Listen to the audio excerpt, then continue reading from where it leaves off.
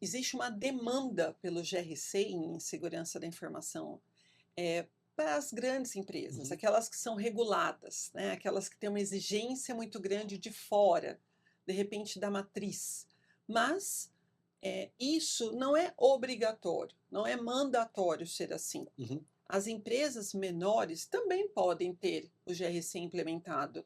Ah, mas depende de um baita investimento? Não, não, depende de organização, né?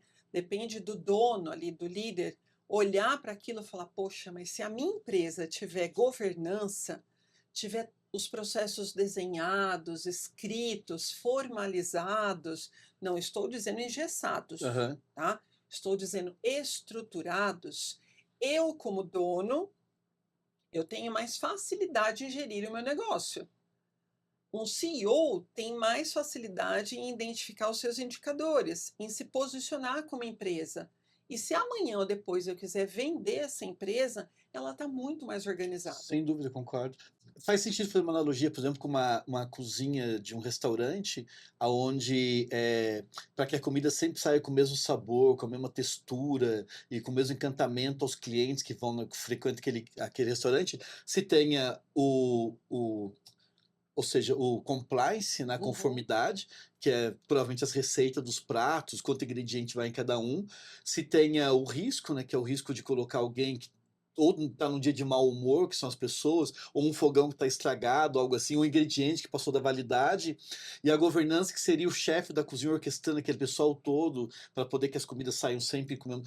Faz algum sentido essa Super. comparação? E só fazer um comentário, Claro, e na parte da cozinha tem a parte dos fornecedores, né? Que é uma outra parte muito importante, que tem sem tudo a ver dúvida, com governança também, sem né? dúvida. Porque não adianta perfeito. você estar totalmente organizado se a tua cadeia de insumos, seus fornecedores não estão em conformidade, né? Faz sentido, então é a cadeia Faz. inteira, desde o fornecedor É, até a operação e até a entrega para o cliente, que seria nesse caso que a gente dando esse exemplo, seriam os garçons ali. Porque se o garçom também não faz um bom trabalho com o cliente, não adianta nada a cozinha fazer um prato espetacular, né? Exato. E faz todo sentido, porque um funcionário numa cozinha que esteja de mau humor, que de repente não colocou aquela dose correta de tempero, aquele alimento, aquela comida não vai ser a mesma, Uhum, né? Alguém vai reclamar, não vai sair com a mesma qualidade.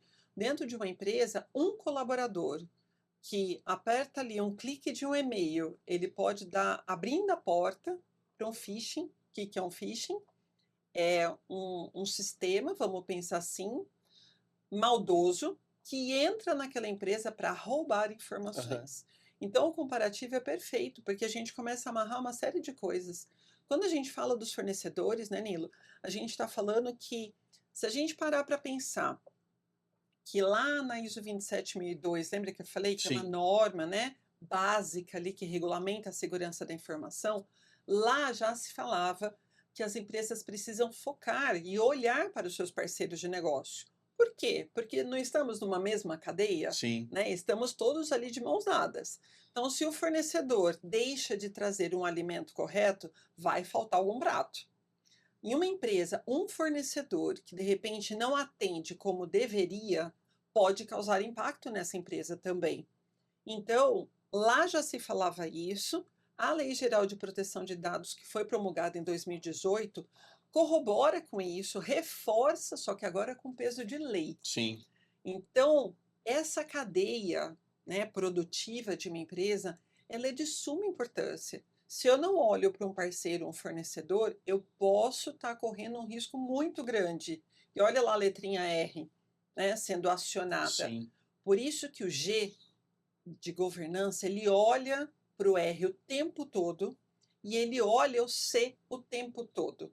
Assim como o mestre, né, o chefe de Sim. cozinha, tem que olhar para todo o seu ecossistema o tempo todo. E